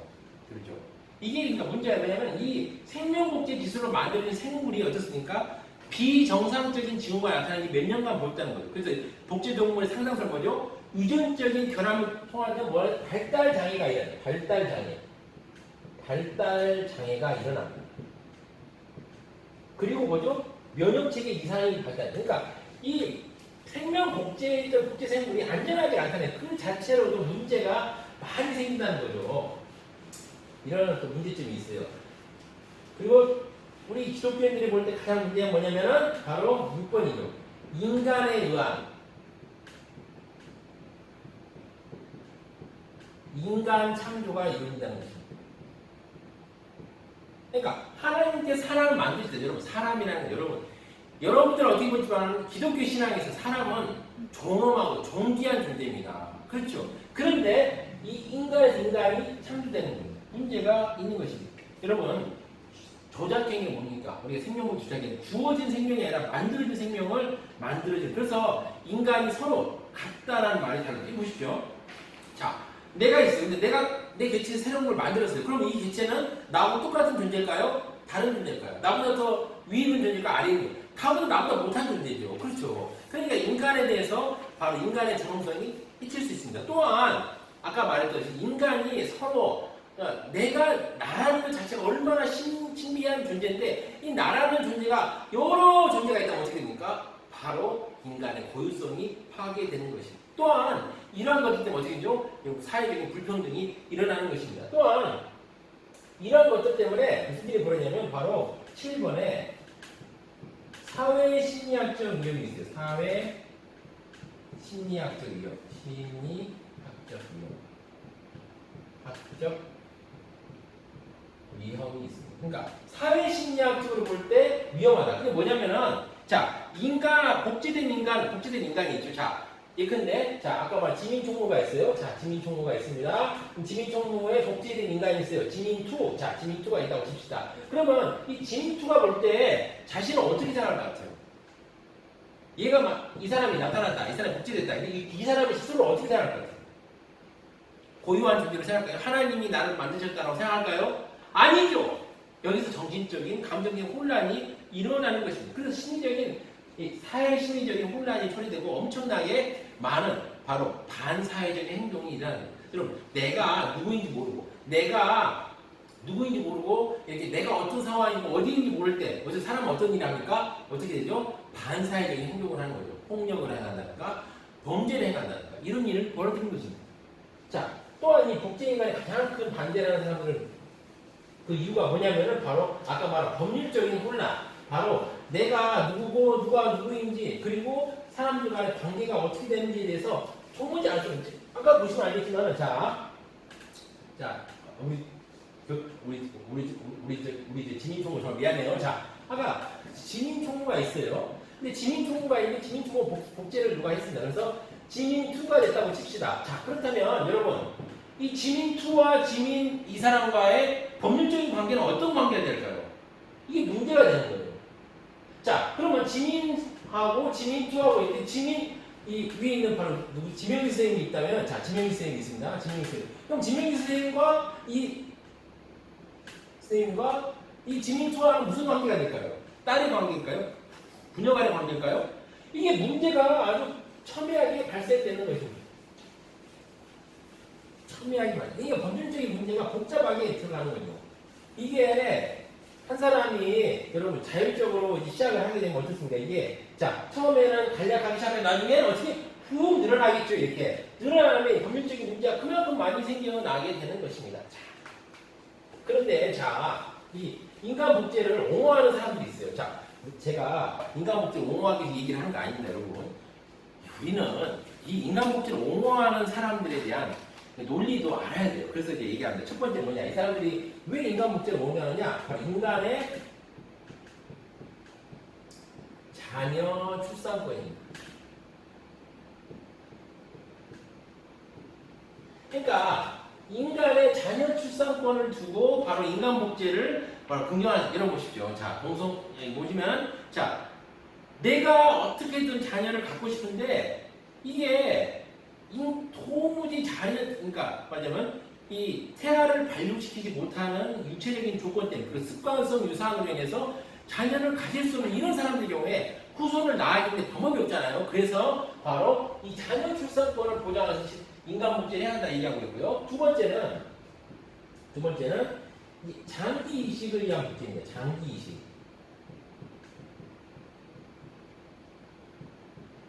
근데 이게 여러분 이게 보시면 이제 그 인간 복제라는 여러분들 생각하시면 인간 전체를 이렇게 다 복제하는 것도 있는데 뭐가 있냐면은 인간의 장기만 복제하는 거예요. 장기. 예를 들면 자, 제 몸속에 있는 신장이 있어요. 자, 신장. 자, 신장이 있는데 이 신장을 돼지의 신장에 이식을 시키는 겁니다. 이 신장 세포를 신장을 만들어 가지고 그러니까 돼지의 신장에 이식을 시켜요. 그다음에 이 돼지를 자라게 한 다음에 얘가 자라고 신장이 커지면 이걸 떼어서 저한테 다시 이식시키는 방법입니다. 자, 이게 바로 장기 이식 위한 복제인데 이런 것도 있어요. 자, 이렇게 해서 이 사람들은 또 이렇게 이야기합니다. 또한 이제 보시면 바로 인간 복제를 또 이렇게 옹호하는 사람들은 뭐라고 얘기하냐면은 바로 이제 세 번째는 뭐냐면은 노화 및 질병에 방지하기 위해서 필요하다. 자, 노화 및 질병 방지. 자,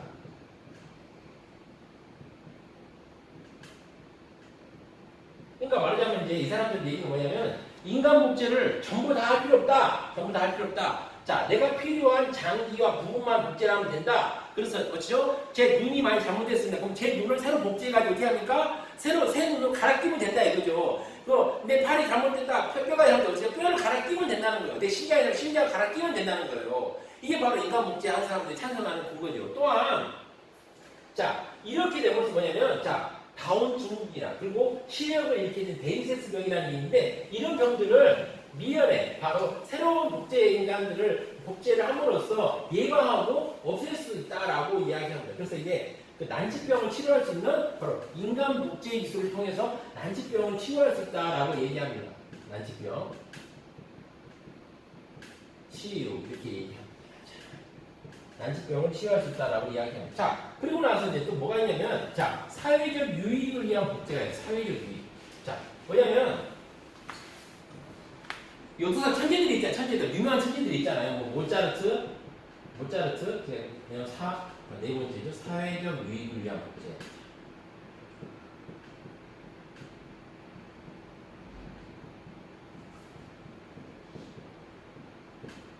그냥 사회적 유익인데 뭐냐면 근데 그런 거 있죠. 여기 유명한 천재들이 있잖아요. 진짜 지금도 살아있으면 좋겠다. 우리 박인 교수님 한번 물어보는데 지금도 살아있으면 좋겠다. 혹시 천재들이 혹시 있습니까? 지금도 살아있으면 좋겠다. 그 위대한 그 천재나 이런 사람 있을까요? 글쎄요. 예. 여러 사람들 있죠. 뭐 슈바이처라든지 아니면 뭐 마틴 루터 킹, 루터 킹이라든지 루터 킹, 킹 목사라든지 아니면 누구죠? 유명한 사람 간디, 또 아인슈타인 이런 사람들 있지 않습니까? 아인슈타인 이런 사람들을 다시 이런 사람들 복제내므로써 인류에 기여하자라는 이야기입니다. 그러니까 이런 좀 특출난 천재들을 다시 복제시켜서 이들을 다시 이 세상에 나오게 함으로써 사람들의 그 세상의 여러 어려운 일들을 우리도 그런 말 하지 않습니까? 세종대왕이 다시 나왔으면 좋겠다 이런 얘기를 하지 않습니까? 세종대왕이 우리나라 대통령에서 얼마나 좋을까 막 이런 얘기를 여러분 가끔 하지 않습니까? 종교대왕도 좋아하기도 하고 그런데 하여튼 anyway 자 여러 천재들이 있죠. 그 천재들이 왔으면 좋겠다라고 얘기합니다. 자, 이렇게 바로 인간 복제의 반대와 옹호론에 대해서 우리가 살펴봤는데, 자, 그럼 문제를 한번 볼까요? 자, 보겠습니다. 짠! 뭐라 했죠? 자, 나의 손상된 장기를 나와 가진 사람을 복제한다면, 자, 그럼 어떤 일이 벌어질까요? 자, 이태하는 신장을 떼는 복제 인간이 뿐입니다. 자, 일단 어떤 일이 벌어질까요? 잠깐 제가 15초 시간 드리겠습니다. 자, 한번 써보세요. 자, 여기 써있죠? 여기 보시면은 16페이지에 써있죠. 16페이지에 보시면은, 자, 여기 이후에 어떤 일이라고 써있죠. 자, 한번 써보세요. 네, 한번 써보세요. 네. 간단하게 주시면 한번 써보세요. 네. 예.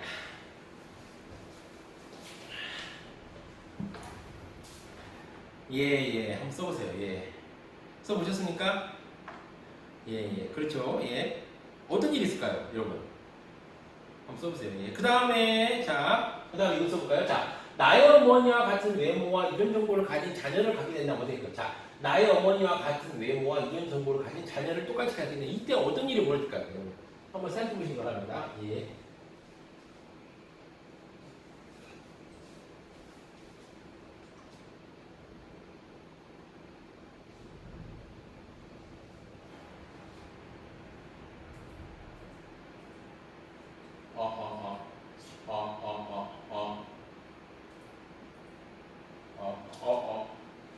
네네네. 한번 써보세요. 네, 우리 친구들. 네, 다 썼습니까? 네, 다 썼으면, 자, 그 다음 문제 들어갈까요? 자, 결혼 없이도 자녀를 복제할 수 있다면 어떻게 될까요? 결혼 없이도. 이거 어떻게 될까요, 이제 앞으로? 어떤 세상이 벌어질까요? 자, 제가 한번 25초 시간 드릴 테니까 한번 써보세요. 예. 저는 여러분들에게 다른 걸 얘기하고 한번 이런 경우가 벌어져서 여러분들은 어떤 상황이 벌어질지 한번 생각해보자. 같이 생각해보자. 이런 이야기입니다. 한번 생각해보세요. 자, 그 다음 볼까요? 자, 아직 시간 안 됐죠? 네, 25초 지났습니다. 한번 볼까요? 자, 우수한 유전자로 우수한 인간을 복제한다면 어떨까요? 자, 최고 유전 정보를 가진 세포를 아주 싼 값에 드립니다. 라고 했을 때, 이런 일을 벌였을 때 어떤 일이 벌였을까요? 네. 시간 25초 드리겠습니다. 천천히 써보세요. 예, 예. 예, 예.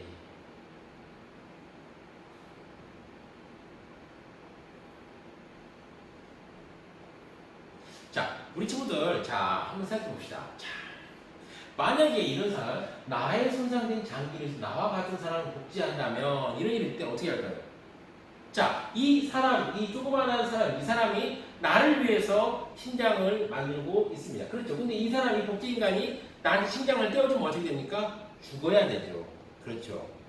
장기를 얻기 위해서 다른 한 생명을 훼손하게 되는 것이죠. 즉, 돈 많은 사람만 혜택을 누리게 될 것입니다. 그리고 인간의 생명이 수단으로 전락할 우려가 있었죠.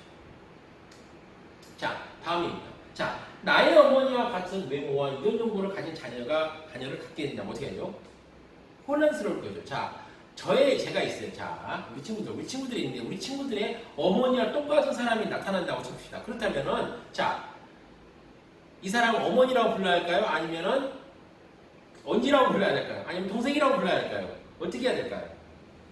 정말 혼란스러울 것입니다. 자녀인지 어머니인지 혼란스러울 거예요. 그러니까 가정 내 질서가 완전히 흔들리게 될 것입니다. 자, 그 다음에 결혼 없이도 자녀를 복제할 수 있다면 어떻게 되죠? 어떻게 될까요? 가정이 사라지겠죠. 가정이 사라질 것입니다. 사회가 더 성적으로 타락하게 될 것입니다. 그렇죠? 그리고 누가 사라지겠죠? 아버지가 사라지게 되겠죠. 그렇죠. 아버지가 사라지겠죠.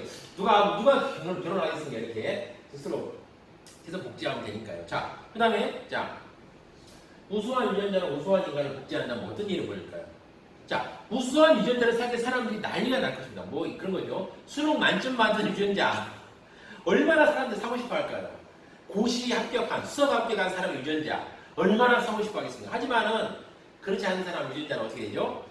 차별을 받고 멸시를 받게 될 것이죠. 그러니까 부자들은 더욱 우수한 후손만 가지게 될 것이고 열등한 유전자는 박물관에 들어가야 될지도 모르는 것입니다. 그리고 우수한 유전자를 만들기 위해서 더욱 비밀스러운 실험들이 많이 이루어질 것입니다. 자, 이렇게 되었습니다. 자, 이거 한번 읽어볼까요? 같이 읽어봅시다. 시작! 미래에는 유전자가 변형된 새로운 인류가 출현해서 몇 세기 이후에는 인간들이 오늘 우리와 다른 모습을 가지게 될 수도 있다 라고 얘기합니다. 여러분 어떻습니까? 만약 이런 세상이 벌어진다면 어떻게 할까요? 끔찍하겠죠. 어쩌면은 더욱 더 냉혹하고 지금보다 더 냉혹하고 무서운 세상이 나타날지도 모릅니다. 인간 복제를 옹호하는 사람들은 인간 복제야말로 모든 인간의 질병과 불행을 극복할 수 있는 유일한 수단으로 생각하는 경우가 많습니다. 하지만 인간 복제는 인간의 가치를 부정하는 한편 상상할 수 없는 부작용을 일으킬 것입니다. 하나님의 창조의 질서와 법을 정면으로 거스르는 것입니다. 우린 인간 복제를 통해서 다른 인간을 수단화시키려는 유혹에서 탈피해서 하나님의 창조 원리에 순응해야 됩니다. 그리고 인간 복제에 대해 적극적으로 반대 운동을 펼쳐야 할 것입니다. 아, 이게 밑으로 내려가는 게 미안해요. 위 하려고 했는데 이렇게 됐네요. 자, 안락사입니다. 자, 안락사. 자, 안락사에 대해서 우리 친구들 어떻게 생각하고 있습니까? 안락사. 자, 안락사라는 게 뭐냐면은, 자, 우리 친구들 제가 읽어드릴 테니까 한번 들어보세요. 환자의 명시적인 요청에 의해서 환자의 생명을 중단하는 명백한 의도의 약물 조치라는 거예요. 그러니까 환자의 명시적인 요청에 의해서, 자, 환자의 명시적인 요청에 의해서, 뭐죠? 명시적인 요청이 있어야 돼요. 환자의 명시적인 요청. 그러니까 말하자면 이런 거예요. 자, 제가 만약에 이제 불치병에 걸렸습니다. 그럼 내가, 야, 나 더 이상 나 정말 살고 싶지 않다. 나 죽여줘. 하면은 이때 바로 죽여버리는 행위입니다. 자, 죽이는 행위입니다. 자, 어떻게 죽이냐 이제 얘기 나오는데, 자, 먼저 이걸 보기 전에 이제 바로 안락사를 보기 역사적인 배경을 살펴봐야 돼요. 왜냐면은, 자, 역사적 배경인데, 자, 첫 번째가 뭐냐면, 자, 이거 있어요. 자, 의사의 목표가 뭘까요? 자, 의료 행위를 하는 의사의 목표가 뭘까요? 우리 박희주 선생님 하나 물어봐도 될까요? 네. 네. 그러니까 그 병원에 가면 네. 병원에 의사 선생님이 있잖아요. 네. 그 사람이 어떤 일을 합니까? 일단 환자에서 어떻게 하죠? 고쳐주죠. 고쳐주고 또 진단하고. 진단하고 고쳐주죠. 그러니까 쉽게 얘기하면 바로 무슨 환자의 고쳐줌으로써 뭐죠? 삶을 유지시켜주는 게 있죠. 이게 첫 번째는 이게 있죠. 또 하나는 뭐냐면은 고통을 덜어줍니다. 고통. 즉 환자의 고통을 덜어줍니다. 고통을 덜어줍니다.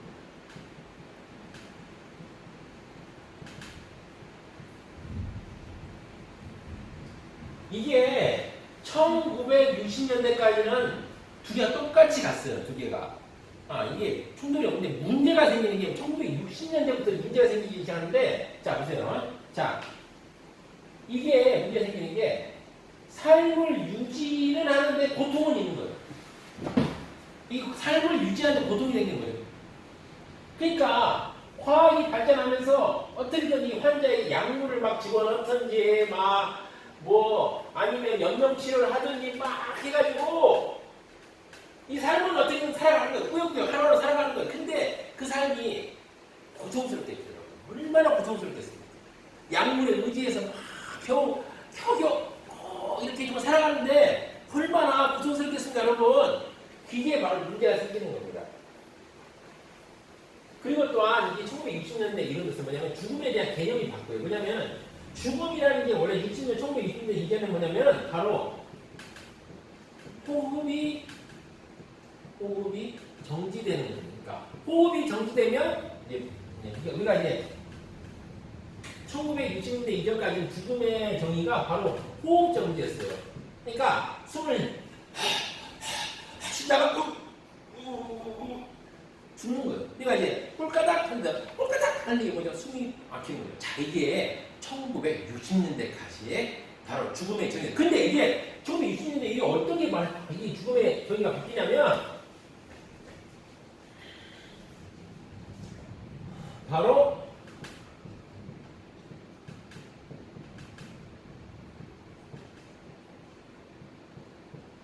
이렇게 바뀝니다.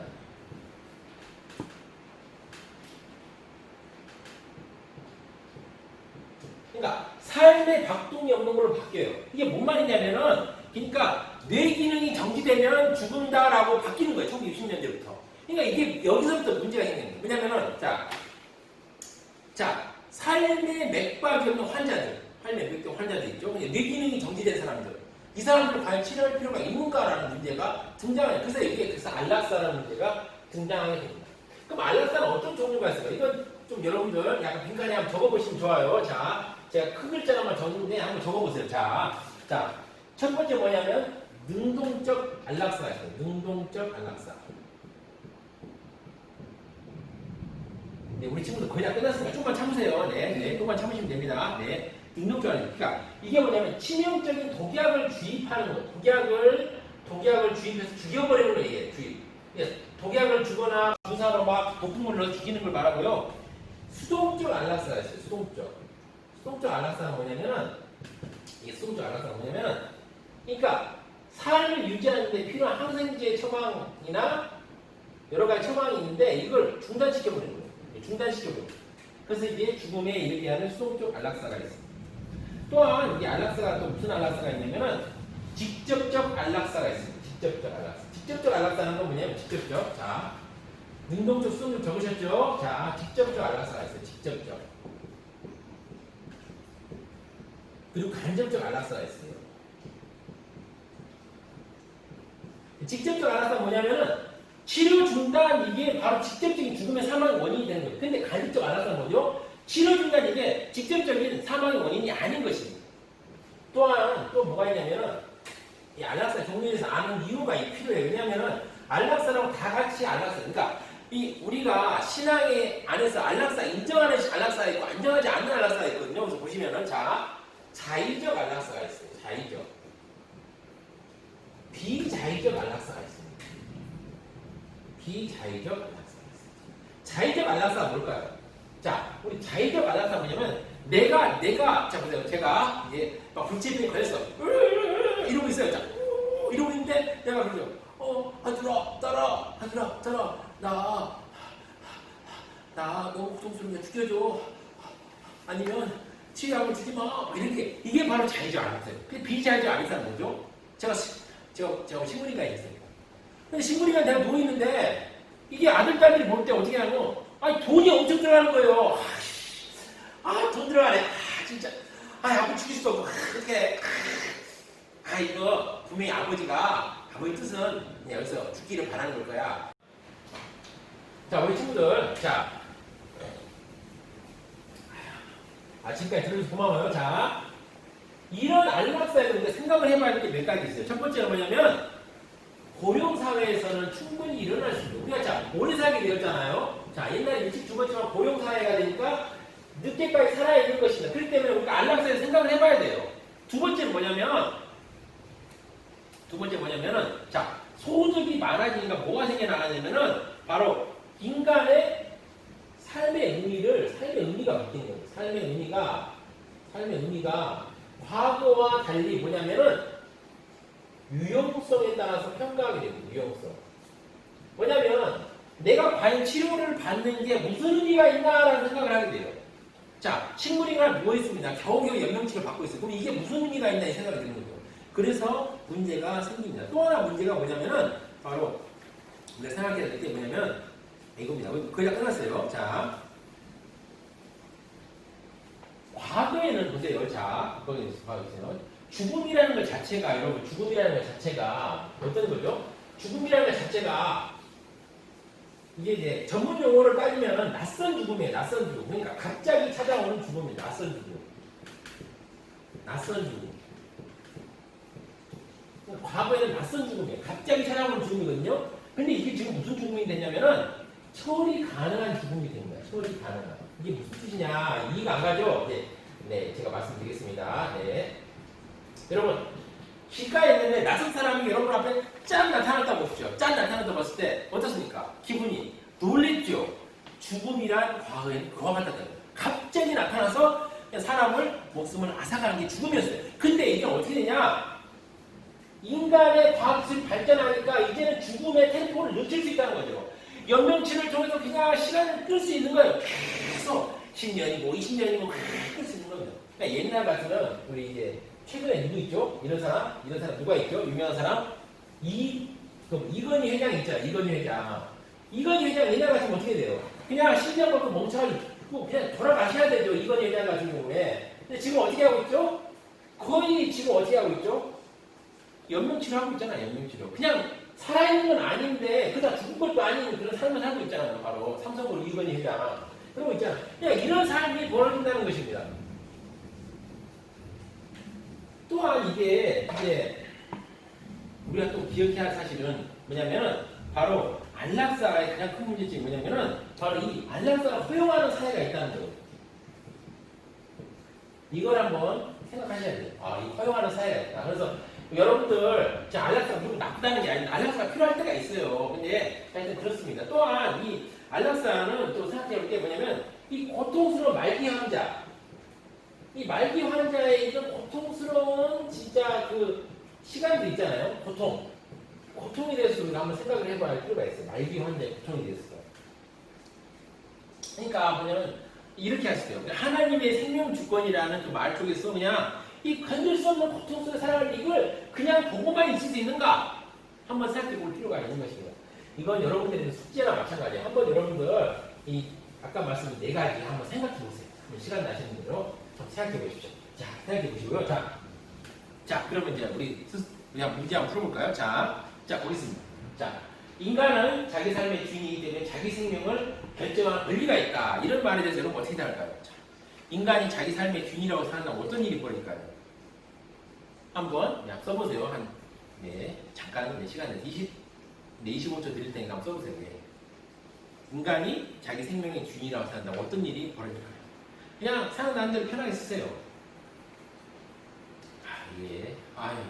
우리 친구들 좀 길지만 끝까지 하여튼 최선을 다합시다. 조금만 참으면 다 했어요. 자, 그 다음 볼까요? 자, 인간이 겪는 천천히 읽어볼게요. 인간이 겪는 육신적인 고통은 모두 악한 것이다. 아이고 배 아파라! 아이고 아파라! 아이고 아파라! 아이고 아파라! 이게 악한 것이다. 이게 볼 수 있을까요? 자, 한번 생각해 봅시다. 자, 모두 악한 것일까? 인간의 겪는 고통이? 네. 우리 친구들, 하여튼 감사해요. 자, 조금만 다 왔으니까 조금만 힘냅시다. 우리 친구들, 조금만 힘냅시다. 자, 봅시다. 자, 그 다음 볼까요? 그 다음 했습니다. 몸의 기능을 거의 하지 못하는 인간은 죽은 인간이다. 자, 식물인간, 이 사람 죽었다고 볼 수 있을까요, 여러분들? 한번 생각해 봅시다. 자, 만약에 이런 사람을 죽은 인간으로 본다면 어떤 일이 가능할까요? 자, 페이지 18페이지에 18페이지 있어요. 여기 빈칸이 있어요. 한번 적어보세요. 자, 그 말 어떤 일이 가능할까요? 자, 한번 적어보세요. 네네. 다음 문제 한번 볼까요? 다음 문제. 자, 봅시다. 인간은 품위 있게 죽을 자격이 있다. 우아하게 죽게 해주시오. 자, 모든 인간이 품위 있게 죽을 자유가 있다면 어떤 일이 벌어질까요? 한번 생각해 보십시오. 한번 생각해 보세요.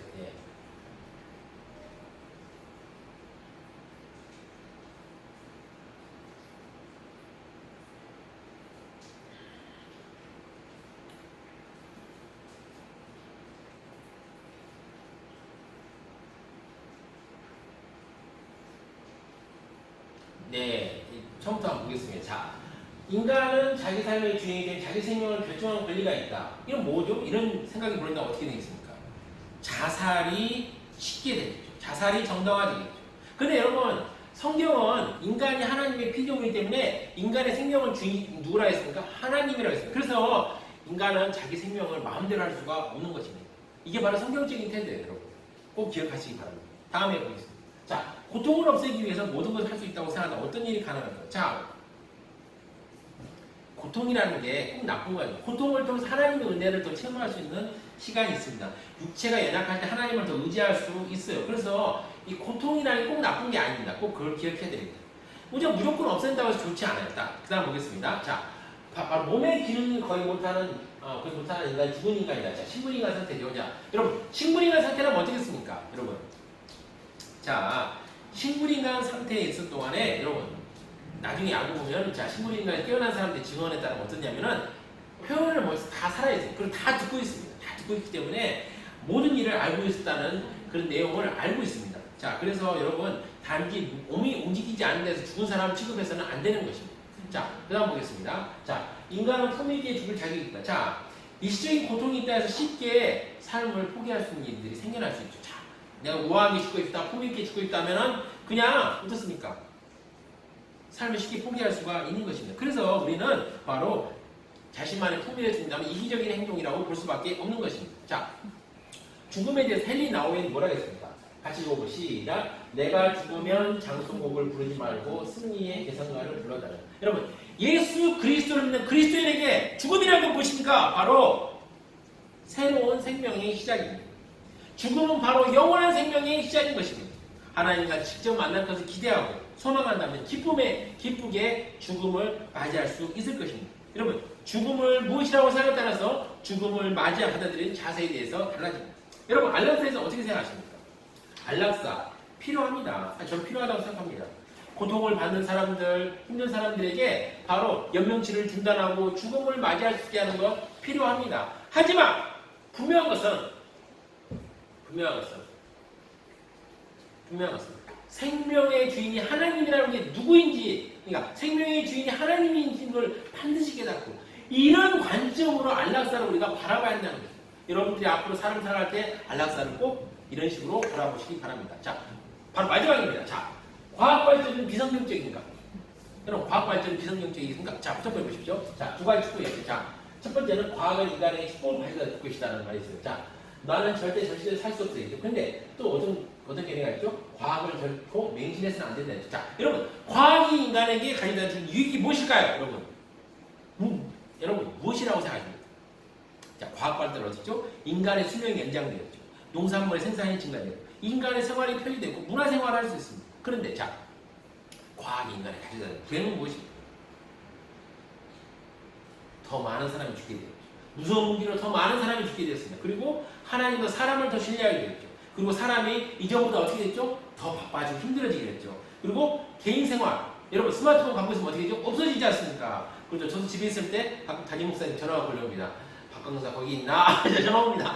어떻습니까? 저 마음 놓고 쉴 수 있을까요? 없죠?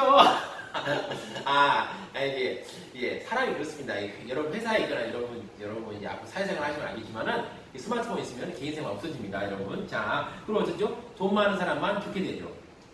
자, 이 과학은 그래서 과학 발전이라는 게 비성경적이다, 성경적이다 볼 수 없는 게 이 과학 발전이라는 것은 누가 이 과학을 활용하냐에 따라 다르습니다. 자, 다음은 한 과학자가 생각이 다를 때 어떤 태도를 보이는 데서 살펴보겠습니다. 자, 누구죠? 폼 브라운이라는 분. 혹시 폼 브라운 혹시 아시나요? 그 아폴로 우주선 쏘아내는 사람인데 혹시 아시나요? 예, 이 폼 브라운이 로켓 과학자인데 이 사람이냐면 이 히틀러 미디어스가 뭐냐면 미사일로 사람을 죽이는 미사일을 막 만들었어요.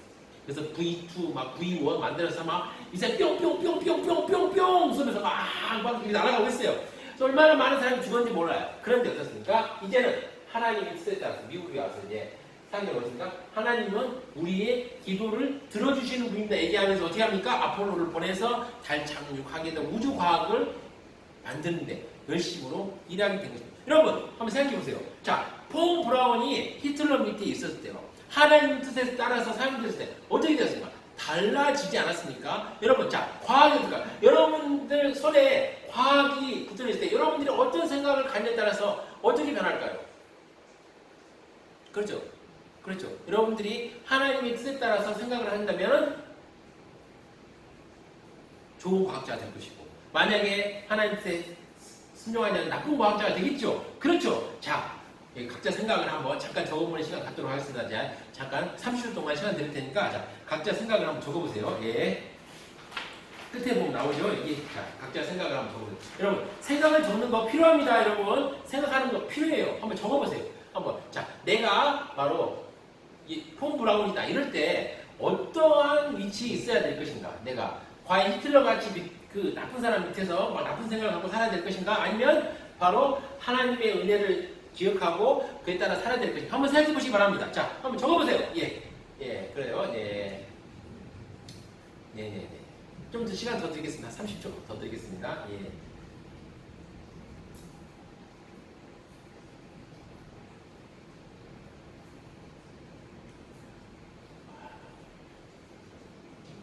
네, 네. 우리 친구들, 네, 그동안 드니라고 수고 많이 했습니다. 자, 제가 먼저 결론을 얘기하겠습니다. 여러분, 과학 발전은 아주 엄청나게 눈부시게 이루어지고 있고, 지금도 이루어지고 있습니다. 그런데, 과학 자체는 선도 악도 아니에요. 과학 자체는 좋고 나쁨이 없습니다. 과학을 연구하는, 과학에 종사하는, 여러분의 손에 모든 것이 달려있는 거예요. 여러분들이 어떤 마음을 갖고 과학을 탐구하는지, 여러분들이 어떤 마음을 갖고 과학에 접근하에 따라서 성과 악이 달라집니다.